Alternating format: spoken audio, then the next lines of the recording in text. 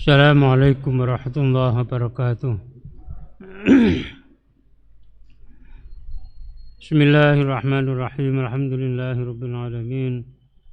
Wassalatu wassalamu ala asyrafil anbiya wal mursalin sayyidina wa maulana wa habibina wa syafi'ina wa qurrati a'yunina Muhammadin wa ala alihi wa ashabihi ajma'in. Amma ba'd. Ma'asyiral muslimin jamaah salat subuh rahimakumullah.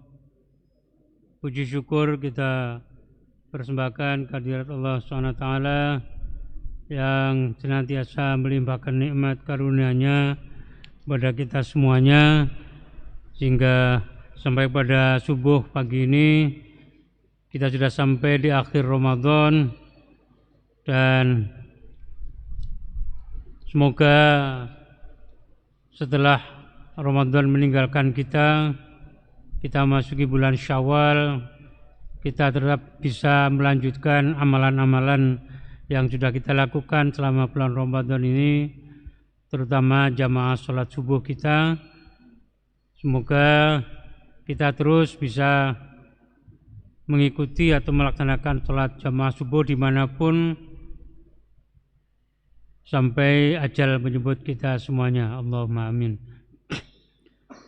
Pagi ini kita masih melanjutkan kajian surah Asy-Syura, surah 42 ayat yang ke-51 dan beberapa berikutnya. A'udzu billahi minasy syaithanir rajim. Bismillahirrahmanirrahim. وَمَا كَانَ لِبَشَرٍ أَن يُكَلِّمَهُ اللَّهُ إِلَّا وَحْيًا أَوْ مِنْ وَرَاءِ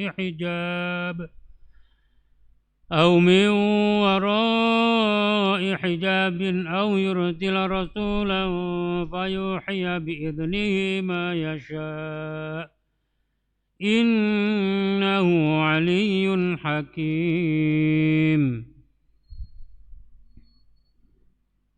Dan tidak terjadi bagi seorang manusia bahwa dia diajak berbicara oleh Allah kecuali dengan wahyu atau di belakang tabir, atau dengan mengutus seorang utusan lalu mewahyukan kepadanya dengan izinnya apa yang dia kehendaki.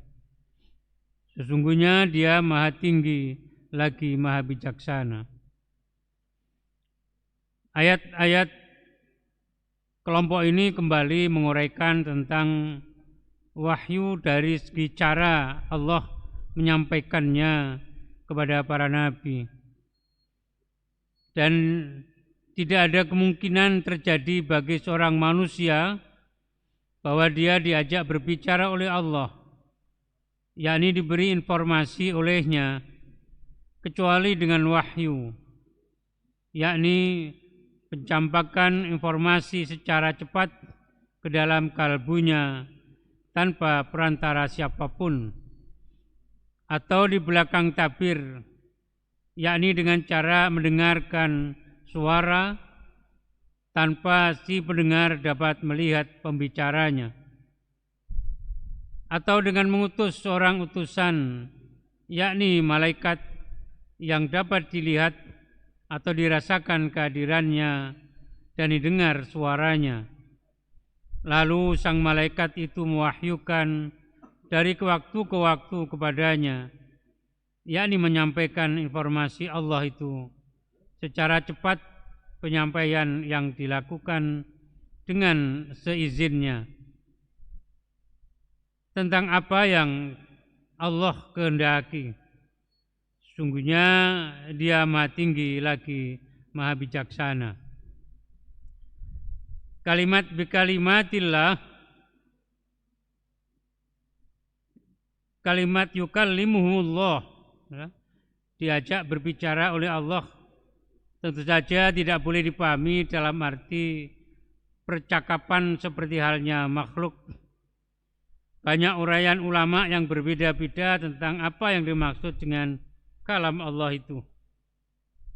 Yang pasti bahwa kalam Allah atau apa saja redaksi yang mengesankan adanya persamaan antara Allah dan manusia, bahkan makhluk, harus segera dipahami bahwa hakikat keduanya tidaklah sama.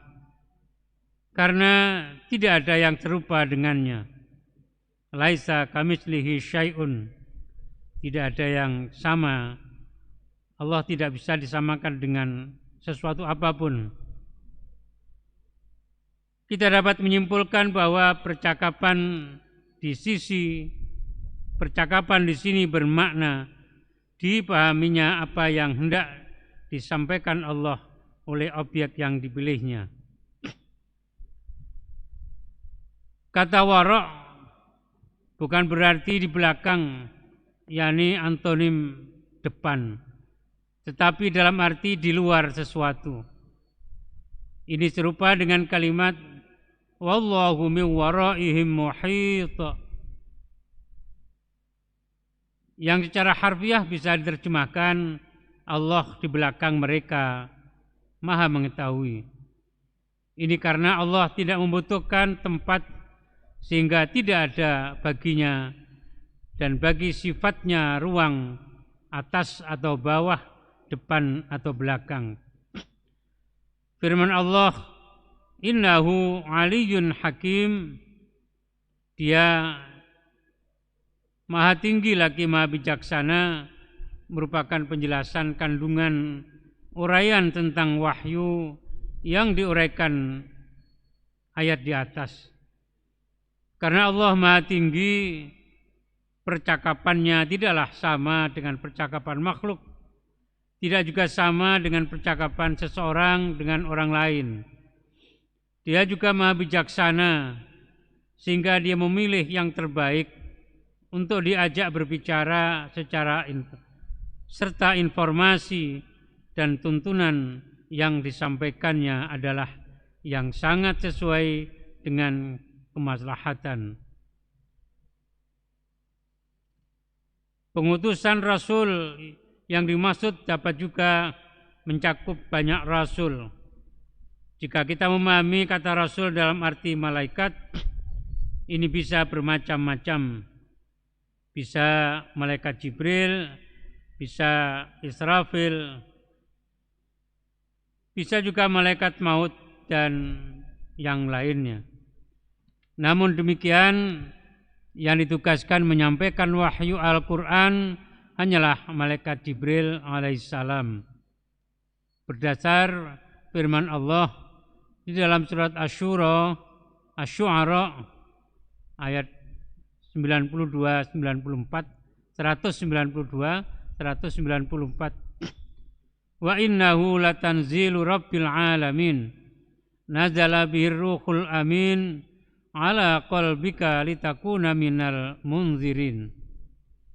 Dan sungguhnya dia benar-benar diturunkan oleh Tuhan semesta alam.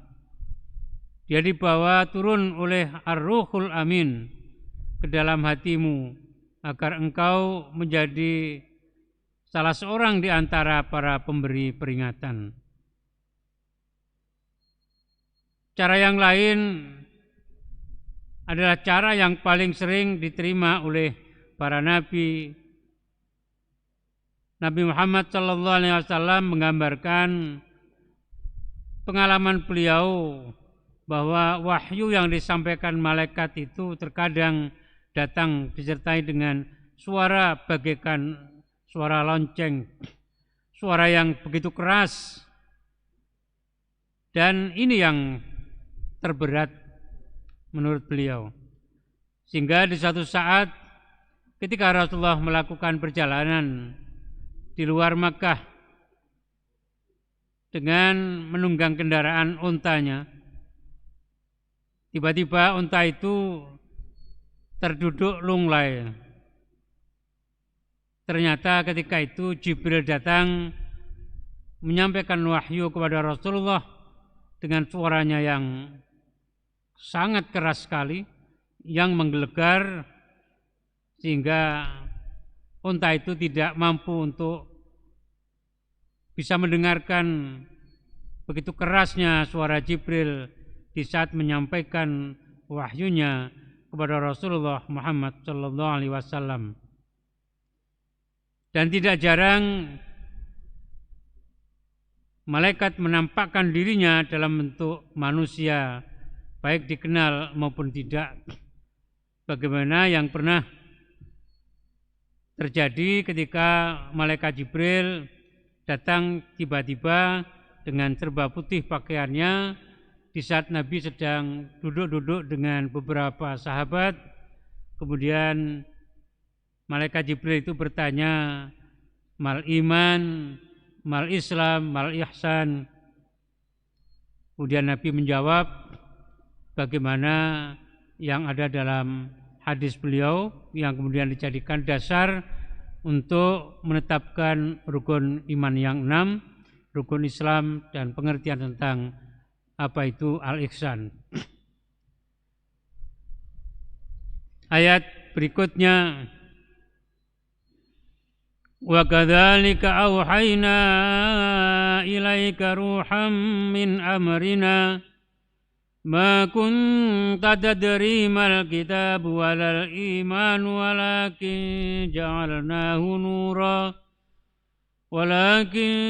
ja'alnahu nuran nahdi bihi man nasha'u min ibadina wa innaka latahdi ila siratim mustaqim siratillahi alladzi lahu mulkus samawati wa ma fil ard ala ilallahi tasirul umur.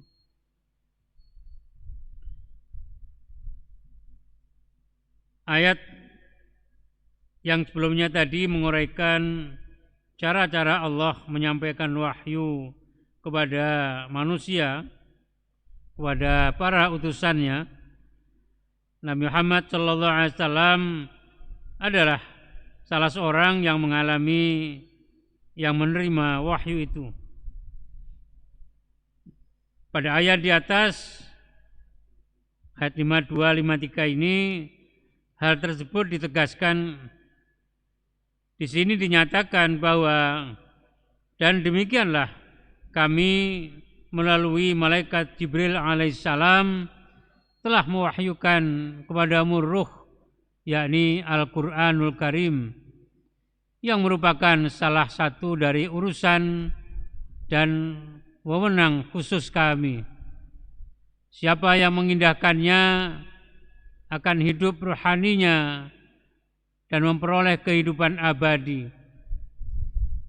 Sebelumnya, yakni sebelum diwahyukan kepadamu dan sebelum engkau mencapai usia 40 tahun, engkau tidak mengetahui, apalagi mampu menjelaskan apakah Alkitab itu. Dan tidak pula engkau mengetahui secara terperinci apakah al-iman, yakni akidah dan syariat Islamiyah. Walau sebelum itu engkau telah mengakui keesaan Allah dan menganut ajaran Nabi Ibrahim alaihissalam. Demikianlah keadaanmu sebelum kami mewahyukan kepadamu. Tetapi kami menyampaikan semua itu kepadamu dan memberimu hidayah melalui wahyu Al-Quran saat manusia seluruhnya dalam keadaan gelap gulita, dalam hidup dalam kegelapan, dan kami menjadikannya, yakni Al-Quran itu cahaya penderang yang kami senantiasa menunjuki dengannya, yakni kami anugerahi taufik sehingga dapat melaksanakan secara baik tuntunan-tuntunan kami. Siapa yang kami kehendaki di antara hamba-hamba kami untuk kami anugerahi taufik itu, sedang kehendak kami itu berkaitan erat dengan kecenderungan hati hamba-hamba tersebut.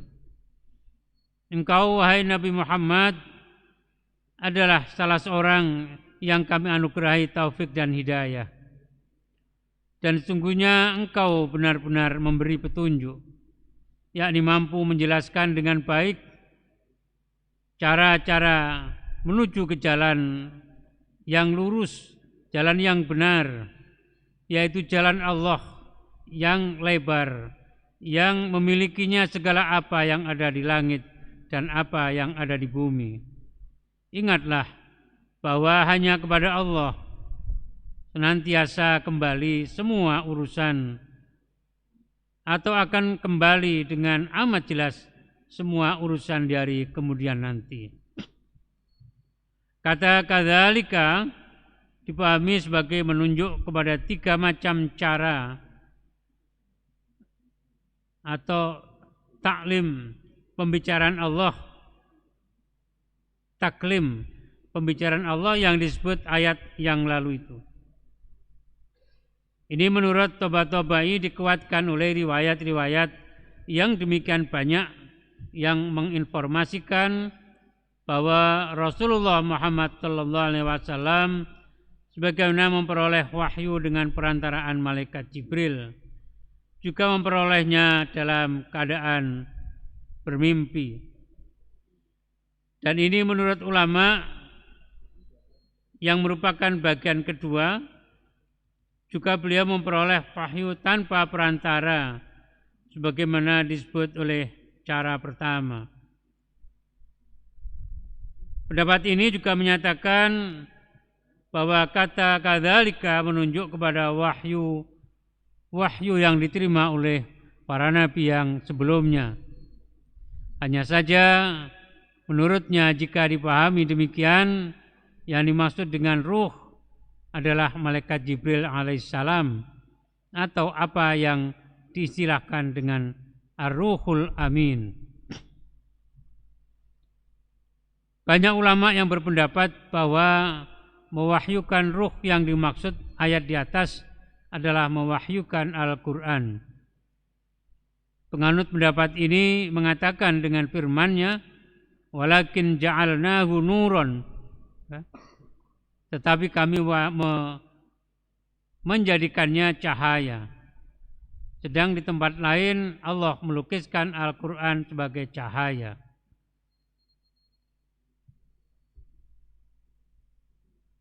Ada 2 catatan menyangkut pendapat ini. Pertama, tidak dapat disangkal bahwa ayat di atas bermaksud menjelaskan bahwa apa yang ada pada Nabi Muhammad SAW menyangkut pengetahuan dan syariat yang beliau sampaikan kepada umat, kepada seluruh manusia, dan mengajak dengan melaksanakannya bukanlah termasuk hal-hal yang beliau dapatkan dengan upaya beliau, lalu beliau sampaikan atas dasar pengetahuan yang beliau usahakan itu. Semua itu adalah wahyu yang disampaikan Allah. Jika demikian, yang dimaksud ayat ini lalu diisyaratkan, dinyatakan bahwa yang dimaksud dengan ruh yang diwahyukan itu adalah Al-Quran. Semestinya ayat di atas cukup menyebut ma kunta tadri mal kitab. Sebelumnya engkau tidaklah mengetahui apakah Alkitab, dan tidak perlu menyebut kalimat walal iman, dan tidak pula mengetahui apakah iman atau akidah itu. Yang kedua, walaupun Al-Quran dapat dinamai ruh dari sisi bahwa dia menghidupkan jiwa manusia dengan petunjuk-petunjuknya, sebagaimana yang dijelaskan oleh ayat yang lain dalam beberapa ayat di dalam Al-Quran. Misalnya dalam surah Al-An'am ayat 122, surah Al-Anfal ayat 24, dan beberapa ayat yang lain. Yang dimaksud di sini adalah Al-Quran. Mengapa ada kalimat min amrina, sedang yang terlintas dalam benak tentang firman-firman Allah adalah bahwa ruh yang merupakan amrihi adalah makhluk dari alam tertinggi yang menyertai malaikat ketika mereka turun. Allah menyatakan dalam surah Al-Qadr ayat keempat, tanazzalul malaikatu warruhu fiha biidzni rabbihim min kulli amr. Pada malam itu turun malaikat-malaikat dan ar-ruh dengan izin Tuhannya untuk mengatur segala urusan.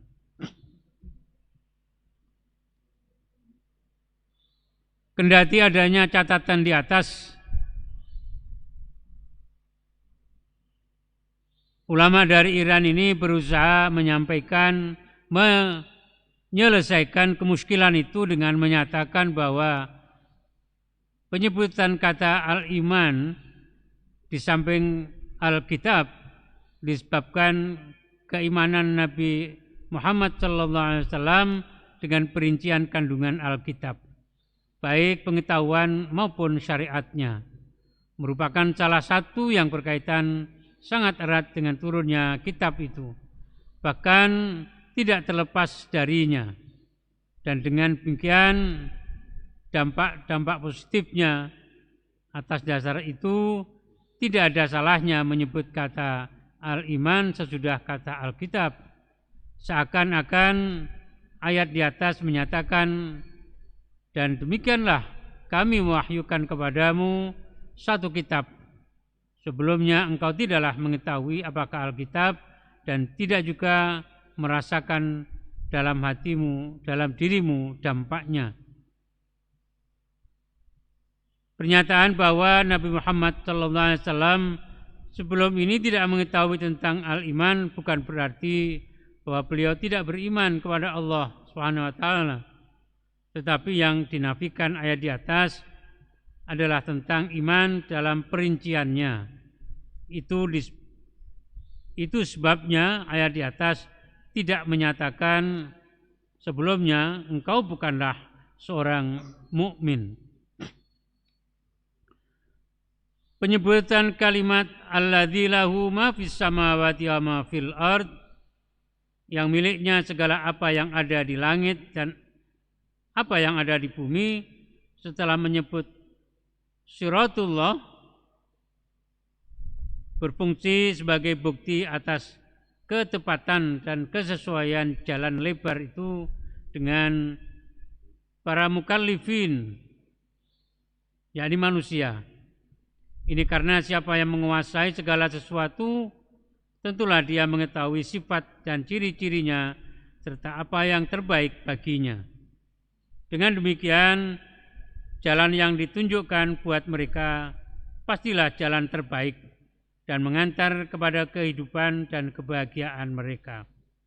Ini serupa dengan pencipta suatu alat. Tentulah dia mengetahui seluk-beluknya, mengetahui pula cara-cara kerjanya, dan bagaimana cara memelihara alat tersebut. Surah Asy-Syura ini ditutup setelah menjelaskan tentang wahyu Allah kepada Nabi Muhammad SAW dengan menegaskan bahwa segala persoalan terus-menerus kembali dan akan kembali kepada Allah Subhanahu wa taala. Dia adalah pencipta, dia juga pengatur dan pengendali dunia dan segala isinya, baik dalam kehidupan dunia maupun akhirat. Segala faktor dan sebab kembali kepadanya, karena segala sesuatu bersumber dari Allah. Siapa yang demikian itu halnya, pastilah hanya Dia yang maha mulia, yang tak terkalahkan kehendaknya, maha bijaksana semua tindakannya, tepat dan benar, maha tinggi serta maha agung, sehingga tidak terjangkau hakikatnya oleh siapapun. Semoga dengan terus-menerus kita membaca, mengkaji dan menurunkan isi Al-Quran ini, Allah akan memberikan pencerahan dan bimbingan kepada kita, sehingga kita terus bisa berada pada jalan yang benar, pada jalan yang lurus, jalan yang diridhai oleh Allah Subhanahu wa taala. Kajian berikutnya nanti setelah libur Idul Fitri kita akan mengkaji pada surah berikutnya. Semoga Allah masih memberikan sehat dan umur panjang kepada kita sehingga kita terus bisa berikhtiar untuk meningkatkan kualitas iman kita, ketakwaan kita dengan melaksanakan ibadah kita kepada Allah SWT. Semoga Allah mengampuni semua dosa-dosa kita, dosa kedua orang tua kita, dosa anak-anak kita, dan semoga Allah juga mengampuni semua dosa guru-guru yang telah memberikan ilmunya kepada kita semuanya. Bismillahirrahmanirrahim. Alhamdulillahirabbil alamin. Allahumma shalli wa sallim wa barik ala sayyidina Muhammadin tibbil qulub wa dawaiha wa afiyatil abdani wa shifaiha wa nuril absari wa diyaiha wa ala alihi wa sahbihi wasallim. Allahumma ighfir lana dhunubana wa liwalidina warhamhuma kama rabbayana shighara. Rabbana ighfir lana dhunubana wa li ikhwanina alladhina sabaquna bil iman wa la taj'al fi qulubina ghillan lil ladzina amanu rabbana innaka ra'ufur rahim. Allahumma anfa'na bima 'allamtana wa 'allimna ma yanfa'una wa zidna 'ilman nafi'a. Allahumma inna nas'aluka sihhata wal 'afiyata wal mu'afata ad-da'imata fid dini wad dunya wal akhirah. Allahumma habbib ilainal iman wa zayyinhu fi qulubina wa karrih ilainal kufra wal fusuqa wal 'isyan waj'alna minar rasyidin. Rabbana atina fid dunya hasanah wa fil akhirati hasanah wa qina adzabannar wa adkhilnal jannata ma'al abrar ya aziz ya ghaffar ya rabbal alamin. Wa sallallahu ala sayyidina Muhammadin wa ala alihi wa sahbihi wa sallam. Rabbana atina fid dunya hasanah wa fil akhirati hasanah wa qina adzabannar walhamdulillahi rabbil alamin. Subhanakallahumma wa bihamdika asyhadu an la ilaha illa anta astaghfiruka wa atubu ilaik. Assalamualaikum warahmatullahi wabarakatuh.